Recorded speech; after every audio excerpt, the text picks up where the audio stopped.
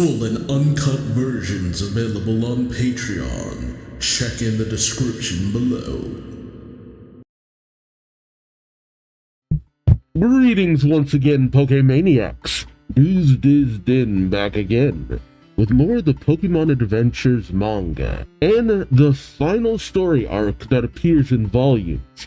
Although the last volume, I don't think it'll be out by the time I get around to the last few chapters, so just if it has any extra content, I'm gonna have to dive into that at a later date. But we are now picking up with the story of Omega Ruby and Alpha Sapphire. But what happened previously? We had the climactic battle with the last remnants of Team Flare, taking on the successors of Mega Evolution, Diantha and Malva showdown of the century, Trevor standing up to Byrony, Blaine and Mega Mewtwo, Emma's tragic story of wanting to help out Cassius, who had been there for her at every turn, and yet choosing to work with the most diabolical people in the process. Although Cassius called it right. If she ain't even getting paid, what's the point? Emma turning Zygarde against Lysander, only to have him turn the tables on her. Lysander announcing to the whole of Kalos that he intended to wipe them out,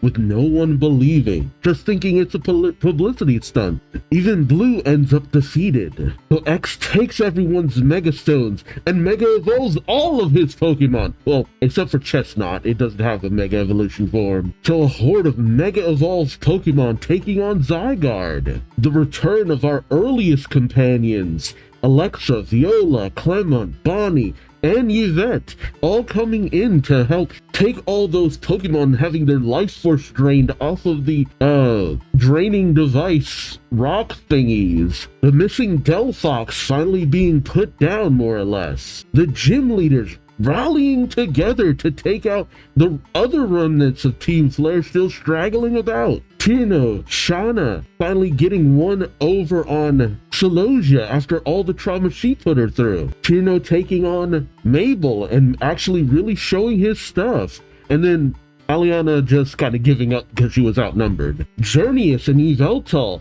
deciding that they no longer wish to have Zygarde rampage, so they decide to go into their dormant forms, burying themselves deep into the earth, meaning that Zygarde no longer has a reason to actually just be out there in the world. So Zygarde starts to dissipate out into the wider world, leaving Lysander to suffer a fall both figuratively and metaphorically. Malva making a last-ditch attempt to save him, only for both to end up fairly injured, Lysander getting it the worst. And with the battle finally done, X and their friends return to Lumiose, only for them to be treated like urchins. And AZ approaches them, saying that this was the kind of apathy that caused him to make the ultimate weapon in the process. AZ goes on a bit of a rampage, and when X and his friends try to stop him, they end up destroying the key to the ultimate weapon. All AZ wanted was for X and his friends not to go down the same path that Lysander did, seeing the apathy of the people around him and taking dramatic matters into his own hands. But with the key to the ultimate weapon finally destroyed, AZ's silhouette returns to him. Sycamore and the gym leaders want to throw the kids one massive big celebration, though they decide against it, simply wanting to return home. Shauna gets back her Furfrou, Trevor gets back the Delphox, who he ultimately turns over to Whitley of all people, as the Delphox needs someone who's a bit more understanding. And the kids become what they always wanted to become, now with a better understanding of the empathy and what they need to do in order to see a better change in the world around them, or at least in what's closest to them. Although Sycamore does say to Blue and Blaine that he sent Cena and Dexio off to Alola, as they've seen the remnants of Zygarde existing there for some reason. And X finally undergoes the Mega Evolution successor ritual in earnest, as Y continues on with her Sky Trainer Academy. But apparently there was a greater reason why everything in the Kalos region went down the way it did. Something that happened in Hoenn. some time ago, which we now pick up with today. So join me as we find out what this dramatic event that shook the world was, won't you? You know, originally I wasn't sure what the crisis they talked about last time was, but then it clicked in my head what it actually was, and I'm like, oh, because it's the one thing that's hard to miss when it comes to the Hoenn region, especially because I believe it was, what was it? Pokemon Evolution, or was it Generation? I think Evolution had something, and then I think Generations also had something based on it. And if I'm right, it is a big to-do. And we're going to see a lot of Mega Evolution going on here. But this is an interesting cover, as it has... I forget what her name is from the Draconic tribe. Zinnia. There we go. Zinnia from the Draconic tribe. Facing off with Ruby, who's showing off his wicked scar. Alongside Mega... Is that Mega Latios or Mega Latias? I think it's Latios. Alright, well, let's find out what that's all about. Because I know elements of her story, but I don't know everything. What if you knew that in 10 days' time, your planet would be vaporized, destroyed in the blink of an eye? What would you do during those 10 days? And who would you spend them with? Oh, that's the angle we're going with. Okay. Not really bearing the lead on that one, huh? All right.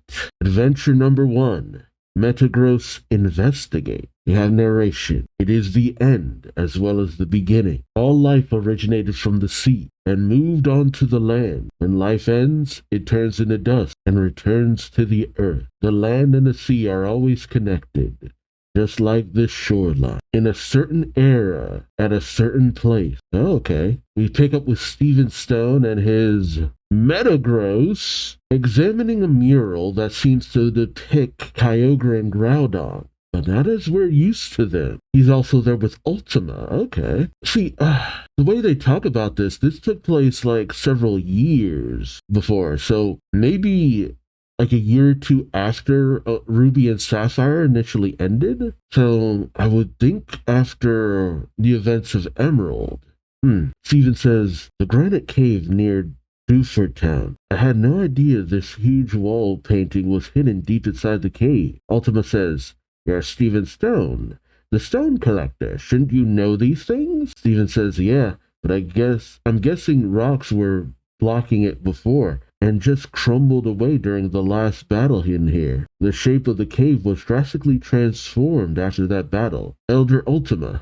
Ultima cringes away saying, Elder? How dare you call me that? I'm still young-ish. Steven says, I was trying to be respectful. Ultima then questions, well, where are the children? He points off in the distance saying, they're training for the battle on the shore. I told them we can't spare the time, but as we see two Kirlia battling it out on the shore, as we pick up with Sapphire shouting, Kirlia! Oh, shouting, bring it on! Curly, and I think it's Ruby who says, rah-rah. Sapphire then addresses Emerald.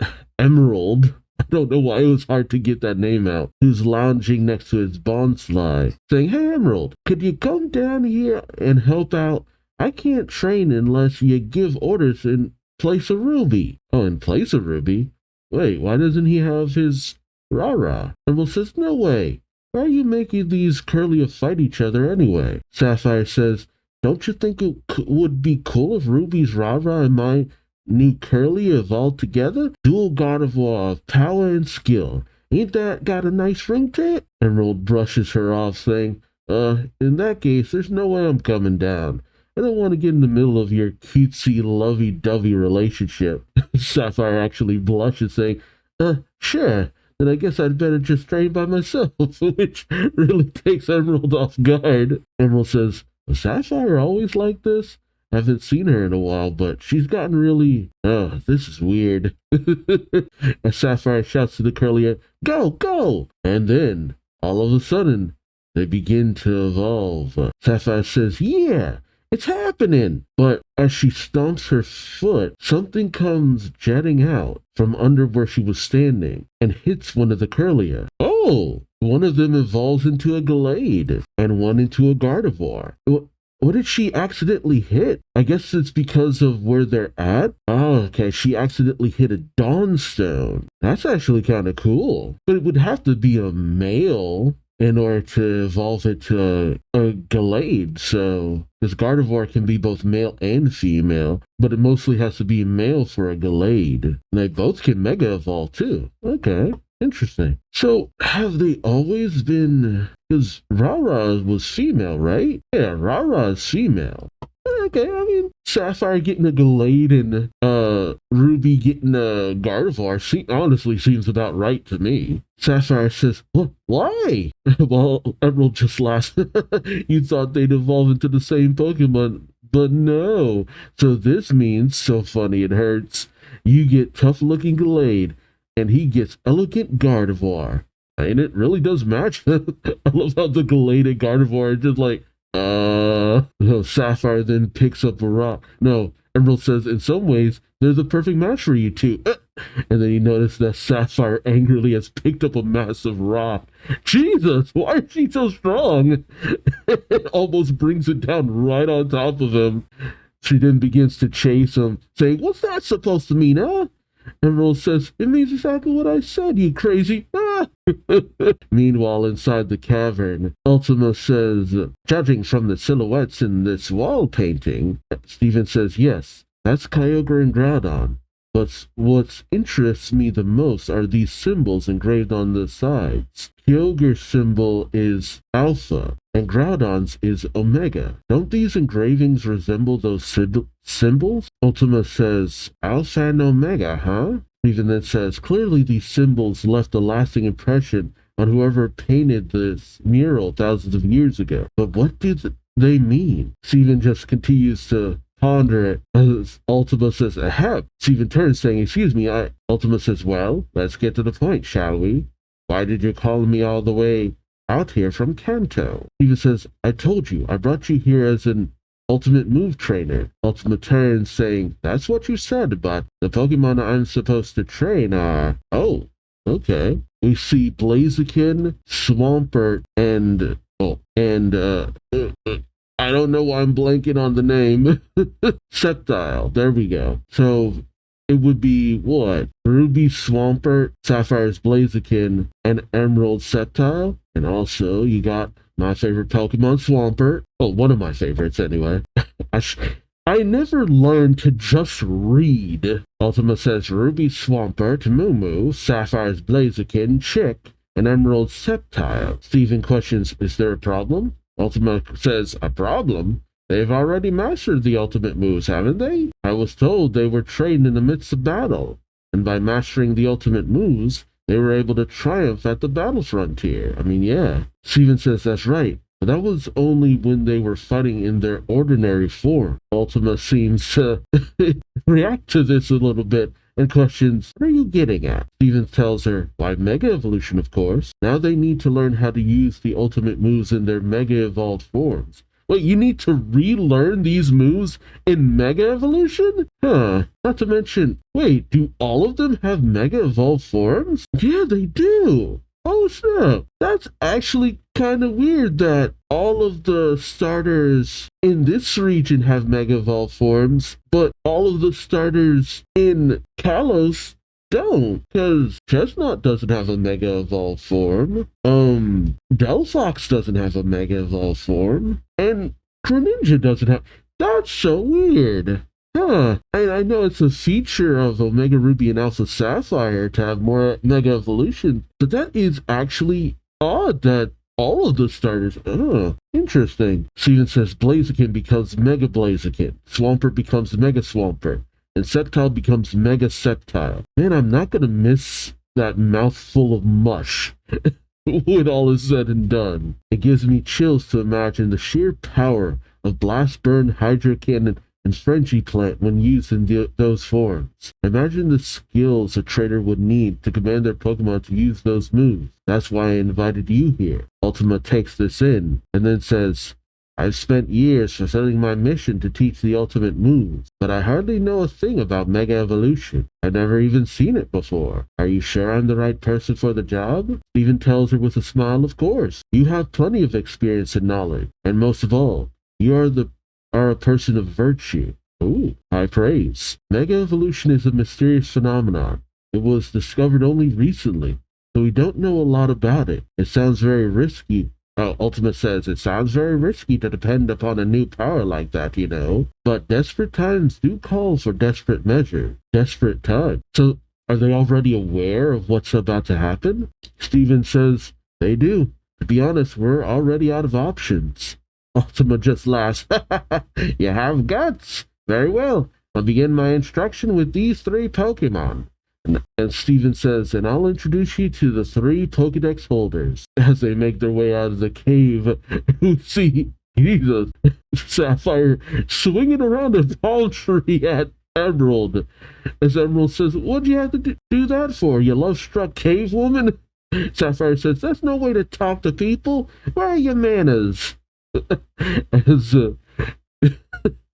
Blaziken and Swampert step in to stop her, Steven says, come on now, stop breaking you two. What happened to your training exercises? Sapphire says, Steven, you really want to know? Well, first Emerald, blah, blah, blah, blah. And then Rara and Carolee. Steven picks up the Dawnstone, saying the reason that happened is that the Dawnstone, well, no, the reason that happened is that, as he picks it up, the Dawnstone. Your Pokemon must have accidentally touched one during the evolution process. You find stones with mysterious powers like this all over Hoenn. There's even a theory that they fell from outer space. Ultima says, now then, why don't you introduce yourselves? Oh no, Steven says, now then, why don't you introduce yourselves to Ultima? Sapphire says, Sapphire. And Emerald raises his hand saying, I'm Emerald. No, Steven turns saying, oh, where's Ruby? Like, seriously, where is Ruby? Sapphire blushes a little saying, he said he had something important to do, but he'll be back soon. He handed over his Pokemon in this new outfit he made for me and left in a flash. She remembers Ruby saying, this will look fabulous on you. I miss doing their voices. The silly voices I gave them. The Emerald just picks his nose saying, what? And he didn't bother to tell you where he was going? Of course he told me. Sapphire says, what? How come he told you and not me? Steven tells her, there. I think Emerald opens up his Pokédex? I'm not sure what that is. Yeah, I don't know what that is, and it's not really described to me. He opens up something, saying, I don't think he'll be back soon enough. He said he was going to be performing on a live show. And then the device starts to show a program. Alright, so this is Lycia. As she says, starting this week, the live Pokemon contest. Hello everyone, I'm your host, Contest Star Lycia. This is the part of the show where we demonstrate to our viewers just how wonderful a live Pokemon contest is. Oh, Pokemon contest. And today we have the perfect guest. Oh, Ruby with some glasses on. Got them sunnies. Who, you ask? Why, just the Pokemon contest champion in every rank and category possible. Not to mention the dream boy I've always wanted to meet in person. Ruby! I'm so excited. You're here. What should we call this show? Ruby just shrugged, saying, how about a heart-pounding contest debut? The Sapphire just freaks out, saying, that jerk! As Emerald says, uh-oh. Hey, it's Gabby and Ty! It's been a hot minute since we've seen these two. Oh, they don't have the looks they have in the game. I figured they'd get a redesign or something to look more like they do in the games, because, I mean, I could understand it before, but no, they still have the same manga design they had before. Huh, interesting. I guess the mangaka just really liked the way that he designed him for the series. Gabby says, there he is. As Ruby exits the studio, I guess. He says, hello, Gabby. Hello, Ty. Gabby says, we saw the show, Ruby. You sure have a lot of charisma when it comes to the Pokemon contests. You're going to keep at it, right? Ruby says, you think so? Oh. Gabby questions, huh? What do you mean? As the Absol is watching from above. Yeah, for some reason I thought that maybe the Absol that Y ended up capturing was this Absol. Well, I mean, it might have been, honestly speaking, just because we don't know. I don't know if this Absol ends up being captured in this. And it mostly always seems to hang around Gabby and Ty. But who knows why that happens. It almost makes me wish Gabby got an Absol in this. But wait, Gabby and Ty, what Pokemon do they normally have? Yeah, a Whismur and a Magnemite. Yeah, that sounds about right. See, I remember fighting them in the games, but they barely ever registered most of the time. But Ruby takes off his glasses saying, "It's true that I love Pokemon contests. I love showcasing the beauty, cuteness, cleverness, coolness, and toughness of my Pokemon. And I do want to keep competing forever. But what if something were about to happen that would keep me from continuing? That's why. I came here today because I thought this would be my last Pokemon contest. I really mean that." Oh dang. Oh shit. Okay. Way to get serious all of a sudden. But I guess I can understand that. It's one of those things where it's just like, if this should be the last time I ever get to do this, I want to make sure I can do this. Just in case. Just in case I have to prepare myself for that eventuality. Hey, we going with that somber tone for this one. Oh boy. All right, next up is adventure number 2, Latias Flies. Okay, we pick up on the southern island where we see Ruby playing a Pokemon flute. Oh, the Eon flute, apparently. Okay, so it is a significant thing. Ruby thinks to himself, the sound of the Eon flute. Oh no, it's Latias saying the sound of the Eon flute. It's M. Wait. That's okay, so is that how Emerald initially got to know Latios and Latias? Using the Eon flute? As Ruby turns, he says, "Hi." Oh, Latias goes into her human guise, which I know the mangaka love the human form of Latias. Latias says, "Are you Ruby?" Emerald weirdly reaches towards Latias, saying, "Oh, you remember me. Excuse me, I've always wanted to find out how feathers," and then he starts patting her actual body saying, "Feathers like grass, huh? I see. They reflect light that shines on them to make it look like you've transformed. Incredible." Latias giggles saying, "That tickles." Okay, I'm glad it didn't come off as creepy as it seemed. Ruby says, "Oh, sorry." But Latios says, "Hey, don't let your guard down." But Latias says, "But he's M's friend. We fought against that water-type Pokemon at the battle frontier together. That makes him our friend too, Latios." But Latios says, "That's true. Well, what are you here for, Ruby? Actually, you don't have to tell us. The world is in peril, isn't it?" Latios, all business. I'm glad that they also give Latios a personality, because with Latias, it was obvious that she had a playful personality from the movie I saw her in. But when it came to Latios, it's just like, shoot, might as well have not even existed half the time. Ruby gives a nod, and Latios says, "Very well, we'll help you." Ruby says, "Thank you. There's a place I'd like you to take me." Latios says, "All right, hop on. And you wait here, Latias." Okay, why is she waiting? Oh, Ruby gets that free ride as they zoom off. Okay, the Eon flute. That wasn't a thing I remember. Yeah, that wasn't a thing before Omega Ruby and Alpha Sapphire. It is one of the legendary artifacts that is associated with Latios and Latias. It is initially in Steven's possession. He gives it to the player after ending the world disaster caused by... Okay, interesting. But from the way Latios described it, this Emerald had it at some point, and that's how he initially met Latios and Latias. At least that's what I'm picking up from it. So as Latios and Ruby head off, Latios says, "By the way, you have it on you, don't you?" Ruby questions, "You can tell?" Latios says, "We can, and we have it too. Maybe this is fate. We got hold of this around the same time the humans did." Ruby pauses and then slaps on a keystone bracelet. Okay, so Mega Evolution. Interesting. It's weird because, well, then again, that was kind of always a thing in the Pokemon manga where things would just be introduced, but it would be presented as this stuff just started popping up all of a sudden. Things are just kind of happening, and we're just dealing with it as we go. Whereas in the anime and stuff, And even in the games, they always kind of treat it as this has always been a thing. It's like, no. I'd rather see the characters be like,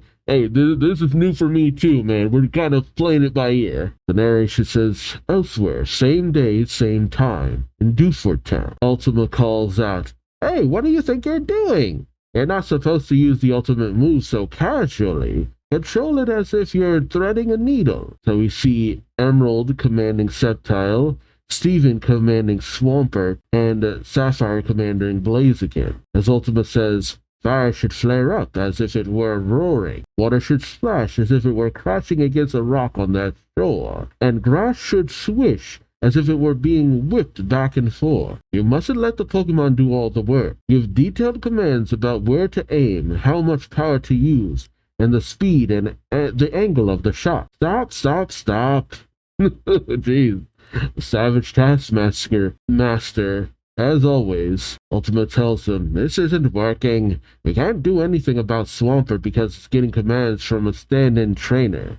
But Blaziken and Sceptile's trainers aren't keeping up with their Pokemon. Under normal training circumstances, that would be acceptable at this point, but this situation calls for faster progression, doesn't it? Emerald nods and Sapphire says that's right. Ultima tells them, some Pokemon can Mega Evolve, a much stronger type of evolving. Oh no, I think it's Sapphire saying it.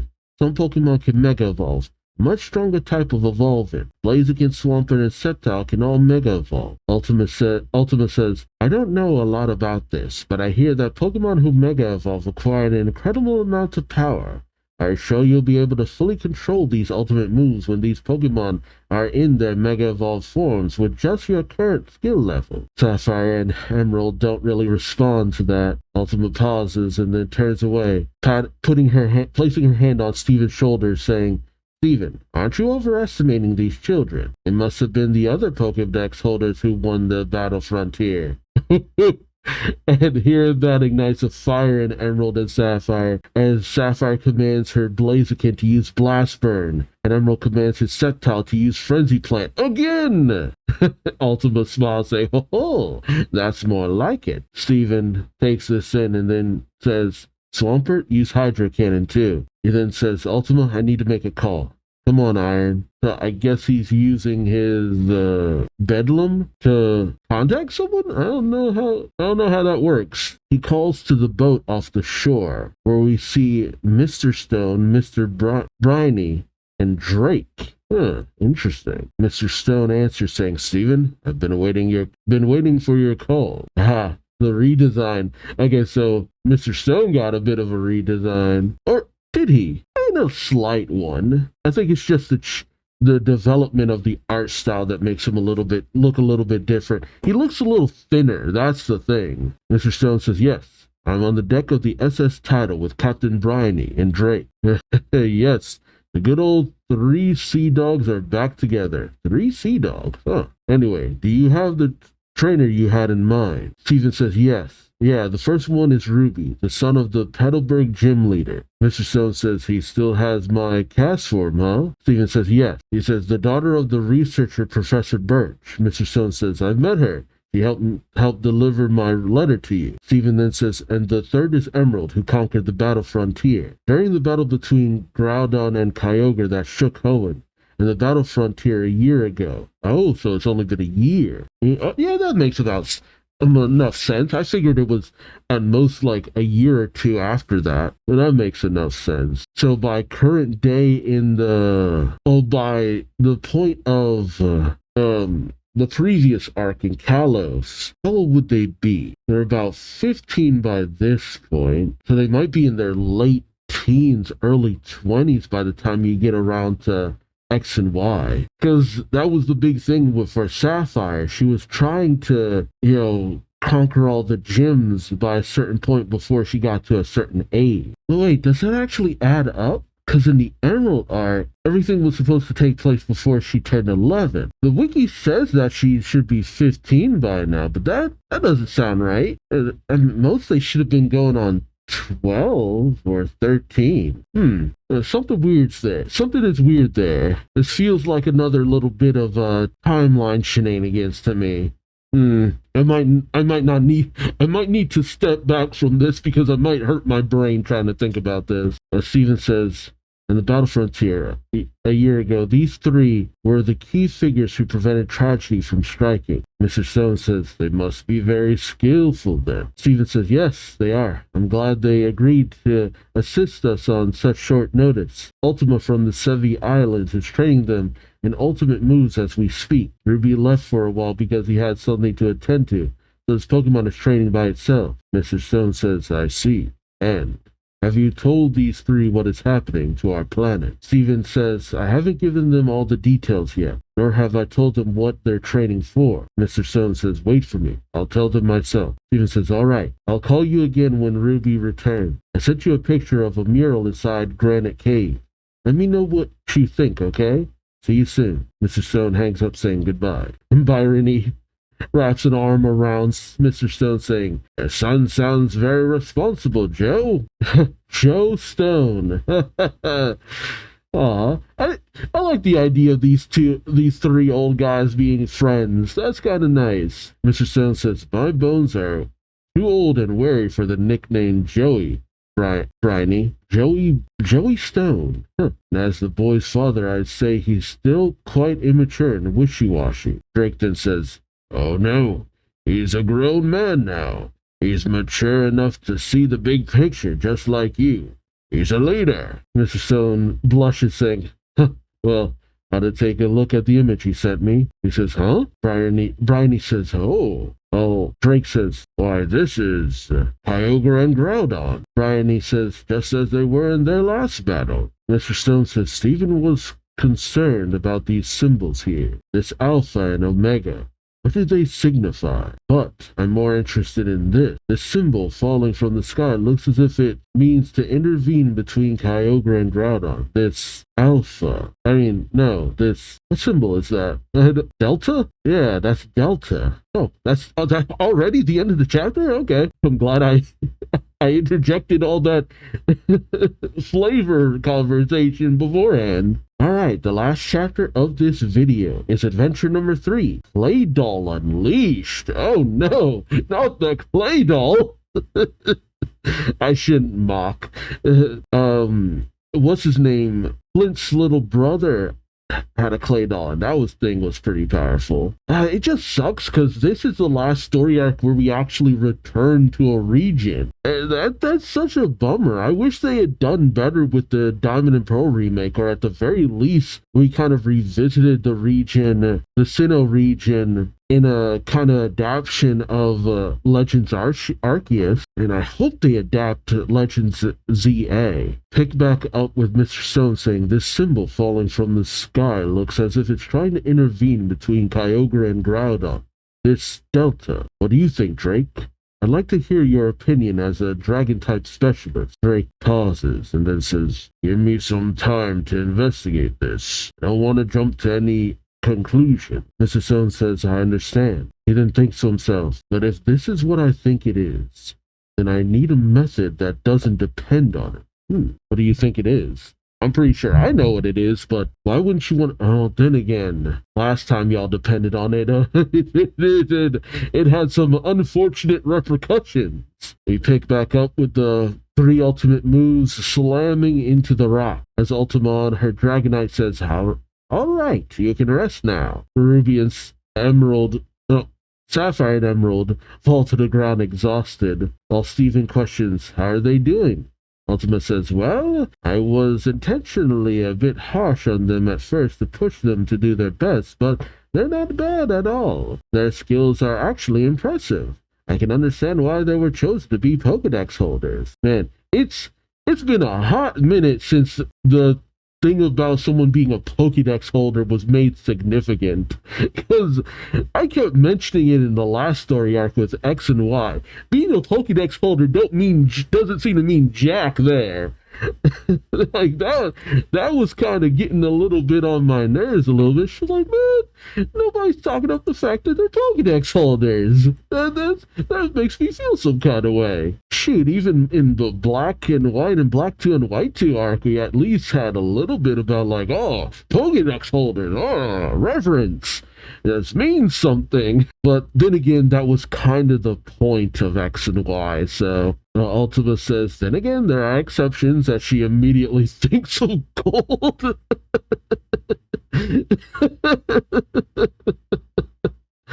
Oh, gold. Even when you're not around, you're getting roasted. It's interesting to see him in his previous design, though. Ultima says, and these Pokemon are even more impressive than the trainers. It says, if the Pokemon are trying to show us their mettle and are preparing for the Mega Evolution they'll be undergoing in the near future, I can already imagine what their Mega Evolved forms will be like. Just so we can display it for the people in the audience. But I do like the fact that they really treat it like Mega Evolution is something that these Pokemon really aspire towards. That rush of power, that adrenaline of energy. Steven thinks to himself, maybe the Pokemon are feeling the presence of these stones I'm going to give them. So he already has the Mega Evolution stones for all three of them. Good. I mean, what better way of doing all this than to have Steven already with the stones? It's in his name. Though Sapphire says it's strange, though. Ruby is definitely taking too long. Emerald says, ugh, and kind of shies away. While Sapphire says, the show must have finished ages ago, and it don't take that long to get here from the station in Rustboro City. Emerald says, true. Sapphire turns with a menacing look, saying, hey, Emerald, is there something you're not telling me? Emerald says, like what? Sapphire then, worried, says, Ruby has a habit of taking the world's problems on his shoulders. I hope he isn't overdoing things again. Emerald thinks to himself, she's got good intuition. He then says to her, I don't think you need to worry about him. He gave you tickets to a show at the planetarium along with that new outfit, right? So he must be planning to join you there after our training. Typical Ruby, just leaving Sapphire out of everything. It's unfortunate too, because I've gotten so used to, pairings, especially more romantic pairings, where they really do kind of trust each other a little bit more, bring them in on a lot of more situations, even though they're fearful of the other's well-being. But Ruby just has a tendency of just really leaving Sapphire out of a lot of the action. It has its ups and downs. Emerald goes over and pats Sapphire in the back, saying, he wouldn't have made a promise like that if he were thinking of working alone without you, would he?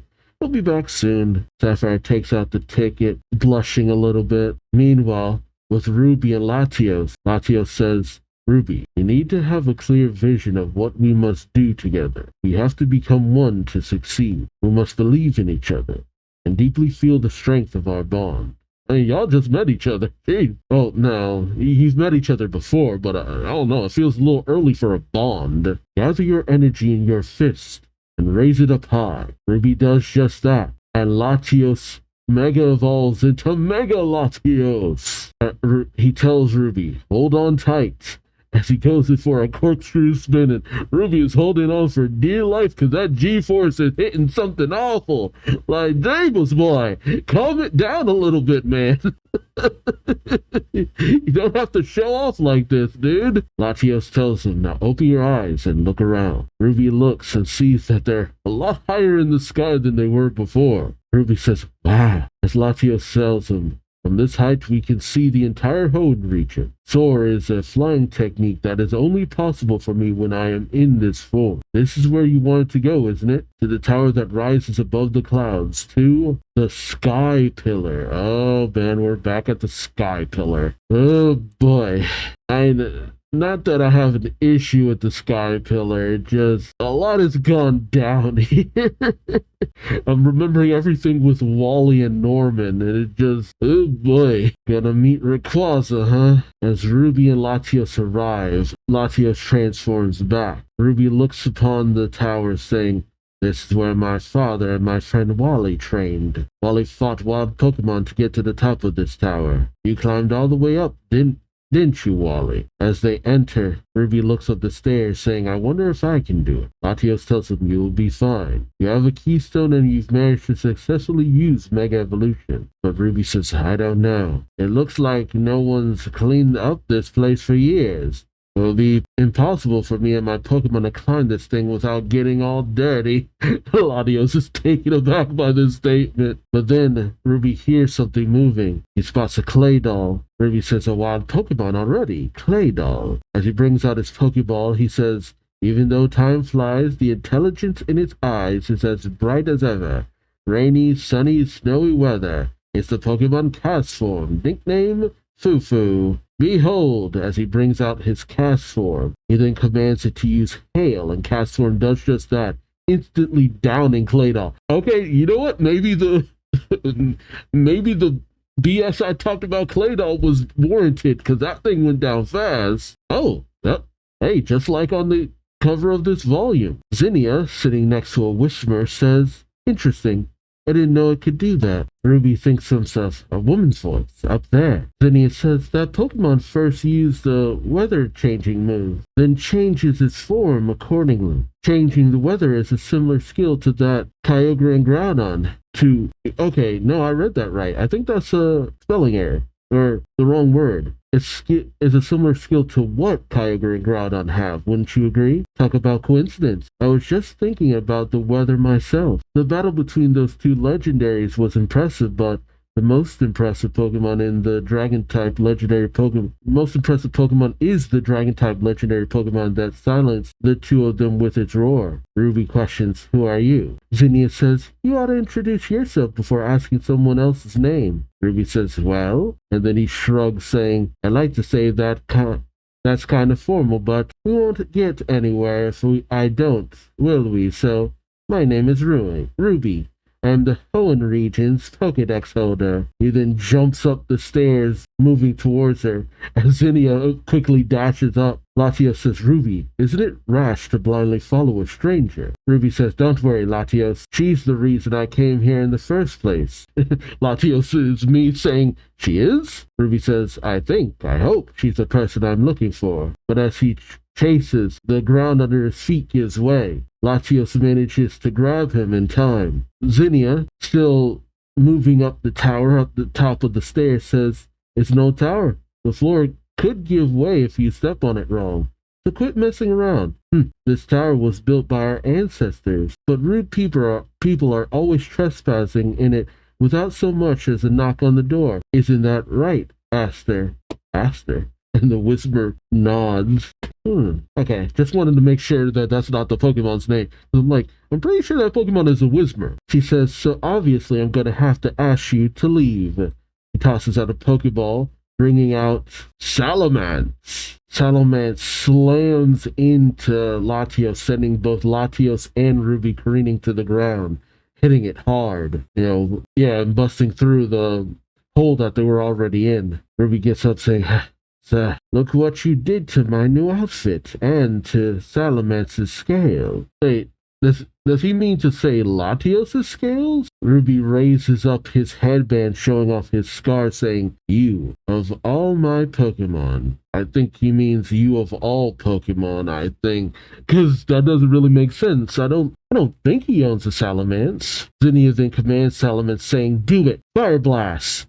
The Latios protects Ruby from the blast. As Zinnia peeks down from the upper floor, she says, this is an exciting battle, isn't it, Aster? She then looks around saying, Aster? As she sees her Whismur moving down the stairs, she calls out to it. She says, Aster, what are you doing? Don't eat trash you find on the ground. As Whismur is just munching down on Pokeblock, she picks one up saying, what is that anyway? Pokeblocks? Only for Ruby to have made his way to the stairs, grabs her by the wrist, and then flings her down to the ground. Oh, this is a very compromising position. Zinnia says, ow! As Ruby pins her, he says, gotcha. Nice to meet you, but I know who you are. Your name is Zinnia. Oh, he does know who she is. He says, I'm impressed. Who are you? Why did you come here? Ruby tells her, I came to ask you about the crisis. And I gotta say, that is this panel just, something about the same day, same time, Most Deep Space Center Observatory. Oh god, it's the three knuckleheads, Professor Cosmo and his assistant. Yeah, I'm not gonna bother remembering their names. You just have, what is it? The worried one, the happy one, well, the angry one, the worried one, and the happy one. Happy, angry, worried. The angry one comes running in saying, "Hey, where's Professor Cosmo?" The happy one says, "On the phone." While the worried one says, "He's been talking for 30 minutes now, and I need him to check this for me." The angry one shouts, "Professor, you have to look at this data. It's unbelievable." While the worried one says, "And this data too." Cosmo says, and he hangs up the phone, telling them, "Sorry, I had to take an urgent call with Mr. Stone from the Devon Corporation." And it's been a while since we've seen Professor Cosmo.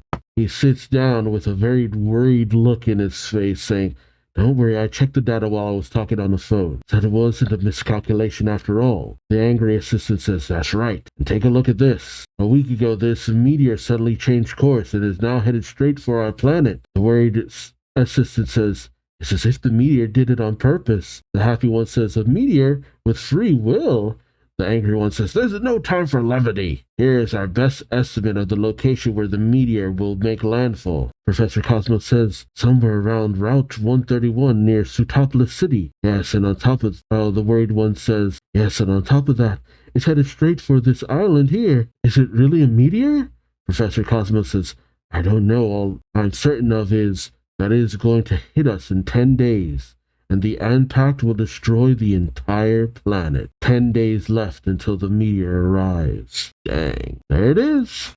Yeah, this is based on the Delta episode, which is why I was kind of shocked that we didn't have the Looker event in X and Y. But I guess with the Looker event, is everything kind of revolving around Emma. Because we're at a point where there's like extra content that'll happen towards, it's like post-game stuff after you've kind of defeated a league or whatever, but you don't really get anything for the Looker Bureau in X and Y, which was kind of a bummer because it's just like, oh, more Looker. He could have had this whole thing going on, but he doesn't really get that. I mean, if anything, they might be like, oh, it happened after the fact, but there's also a Looker episode in Sun and Moon, so I'm just like, okay, are you gonna cut that one out too? Like, because that's actually very intrinsic to the plot line. And then it's like, are they gonna do episode R&R? When it comes to Sword and Shield, are we doing the Isle of Armor and the Crown Tundra stuff? Because there's a whole bunch of stuff that I know is supposed to kind of happen in these series. So it's just like, I don't want you to leave out a lot of this stuff because there's a lot of plot here. We've entered into a point in the Pokemon series where there is a lot of plot. And it's like, don't skimp, guys, because a lot of returning characters appear in these extra episodes, and Pokemon now will reference different characters, older characters, and stuff like that. And while I don't want the mangakas pushing themselves too hard, I don't want us to lose out on a lot of plot-related elements because the manga has always gone so deep with this stuff. That's why the fact that Diamond and Pearl, the Diamond and Pearl remakes didn't really have much content to chew on was such a bummer, because it's just like, no, there's extra things you could do or say with the Sinnoh region. Why are you leaving so much out? Finding that out was such a bummer to me, because like, are you saying there was nothing more to explore with the Sinnoh region? Because you're still doing it with so many other things, but it's not like they do remakes anymore, so what can you really do? Not to mention, sometimes, I think with the Blueberry Academy stuff in Scarlet and Violet, you end up back at other regions in another way, shape, or form. But, I don't know, I kind of miss re-exploring certain things the way we used to. But, what can you say? I love this plot line. Like, this is a catastrophe of the biggest proportions for anything Pokemon. You know, until you start getting into another dimensions and stuff, another dimension. Because, the whole entire Pokemon world about to be destroyed by a meteor. It's like that freaking one movie, but it's one of those major plot elements that so many people talk about. You can't escape it, honestly speaking, because it always comes up in some capacity if you're looking into anything Pokemon. And so I'm glad I finally get to experience it fully in some capacity through the manga. Yeah, I've seen the episodes in both Generations and Evolution based on it, not really knowing too much about what was going on. Zinnia's personality is a lot more playful than I initially thought it was, but actually going through some of her wording and stuff in the wiki and stuff, it kind of lines up. But I'm interested to know more about her, because I know she's a fairly popular character. So I'm interested in seeing what her deal is, seeing how Ruby factors in. Hopefully Sapphire gets to factor in a lot more, because Ruby has too much of a tendency of leaving her out of a lot of the action. And then there's Emerald, who is like the last kind of manga only character who was introduced, and I want to know how he factors into this as well. It's cool to see Steven again. It's just cool to see a lot of these characters one more time. And actually, with everything that I've said, I'm actually not even going to be able, because I only have volumes 1 and 2 of the Omega Ruby and Alpha Sapphire plotline. The third volume has not come out in English. That's not going to be for another few months. And then the fourth volume hasn't even come out in Japanese. So I kind of have to do what I can at this point, because there are just weirdly massive delays that have happened over time. And I'm just going to have to go with the flow and see what happens. But let me know your thoughts on these chapters in the comments section below. Are you ready for the Delta episode and seeing how the fate of the Pokemon world is decided by Ruby and Sapphire yet again? I know I am. So like, comment, subscribe if you enjoyed the ride. Thank you so much for watching. I hope you enjoyed, and I hope to see you in the next one. Till then, take care. Bye-bye.